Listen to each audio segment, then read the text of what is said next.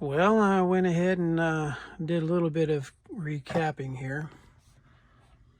I recapped everything on the bottom there, all except for these 05s. They shipped the wrong ones. They shipped me .005s instead of .05s. Never had that issue with them before, but it's all right. Hopefully we'll get that resolved. New power cord in, all soldered up here. New one going all the way across here to the switch. I haven't cleaned this up yet. So there's a quick update. While I was waiting on these caps,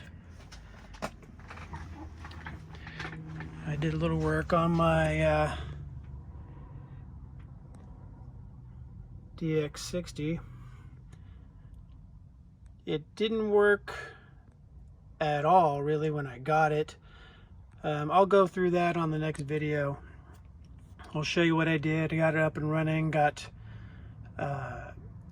it up to at least do CW. The modulation I'm having issues with still too, but I think it was just a bad tube, so I ordered a new tube. So when that comes in, we'll plug that in. I'll test that out and see how that goes, and I'll put in a video on this one. Also, it won't show the progress, it'll just show it how it is. I got a couple pictures in there of some issues as I was going, but not a whole lot. So that's it.